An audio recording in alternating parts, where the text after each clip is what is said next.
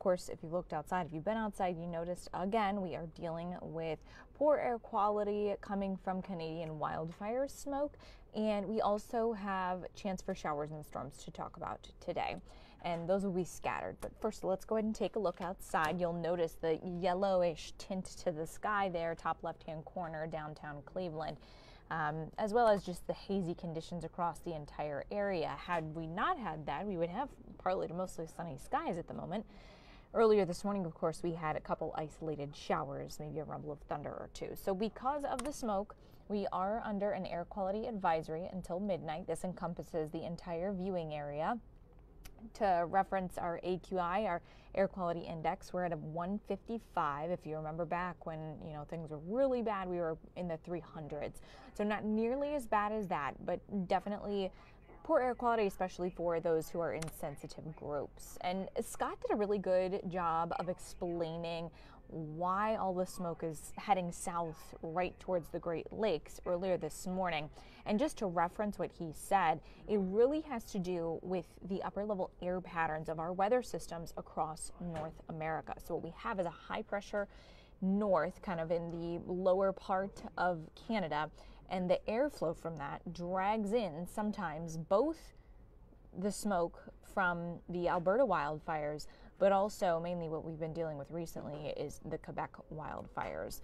So that's where that is coming from. And if we take a look at our smoke forecast for the next, say, day and a half or so, or really just overnight into tomorrow, our smoke is going to die down, our smoke levels will.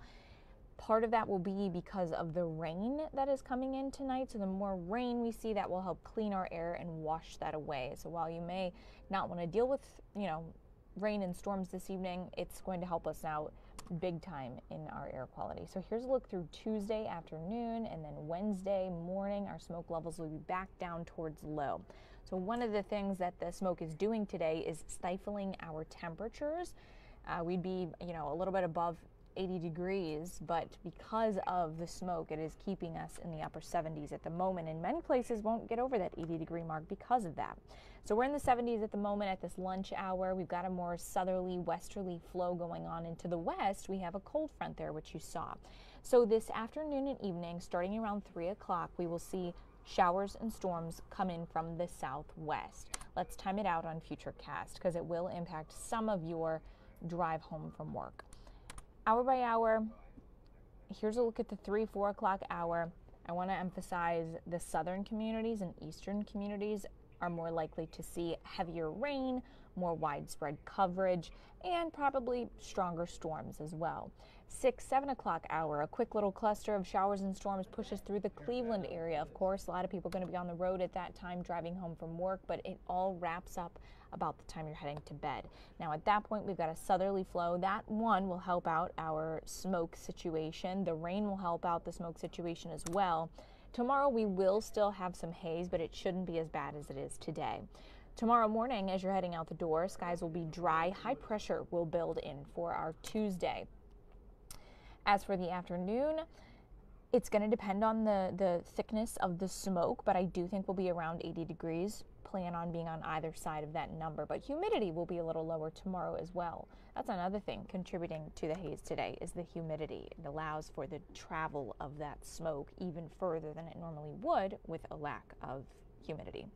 Back to storms. So today, plan on your window of time being 3 to 9 p.m.